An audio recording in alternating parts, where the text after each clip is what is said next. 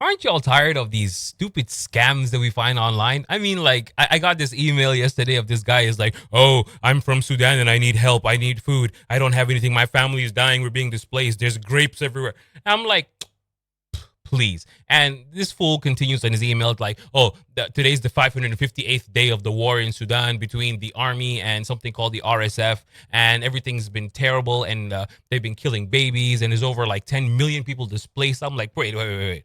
10 million? No, obviously not. That's a lie. There's no such thing as 10 million people being displaced from one place. I mean, that would definitely have hit the news, right? So obviously this person is lying. And they're like, okay, talking about there's no food, there's malaria outbreaks. It's like, malaria?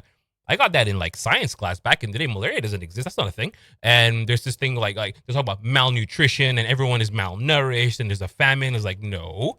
I remember like what the last famine there was like maybe what 30 years ago, I think. Yeah, but yeah, there are no famines right now, not anywhere. I mean, like, and I had to Google Sudan, but then I couldn't even find it because, I mean, what is Sudan? But then I emailed him just out of curiosity. I was like, okay, tell me where Sudan is. I mean, like I know Sudan like Texas, but where's like where's Sudan? And he was like, it's right below Egypt. I'm like, below Egypt? There's something below Egypt. And so I looked it up and I saw there is a thing called Sudan, and it translates into the land of the blacks. Who knew? I didn't know that.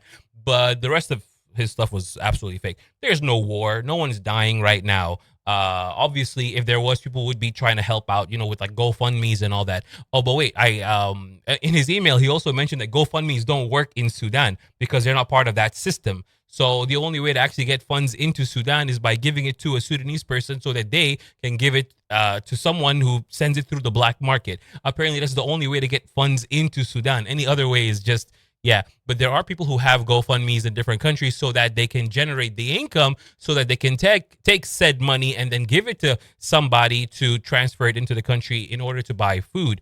And apparently, the email continues to say that there are some kitchens, like ghost kitchens, popping up here and there, feeding people because no one, and he also mentioned no one, like for real, no one has a job anymore because it's kind of difficult to work when there's a war.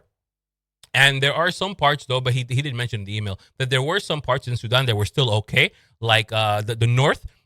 Surprisingly, he mentioned that the only areas which are unaffected were the most heavily like export friendly areas, the places where everything comes through, like the stuff which benefits the rest of the world, like the port cities.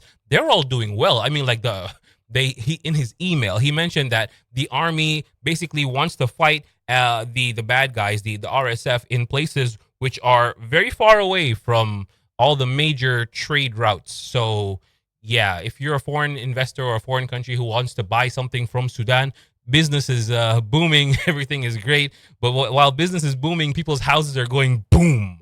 You know what I mean? But that's what the email said. I mean, I don't believe that stuff. I mean, come on. I mean, free Palestine. Yeah. Woo.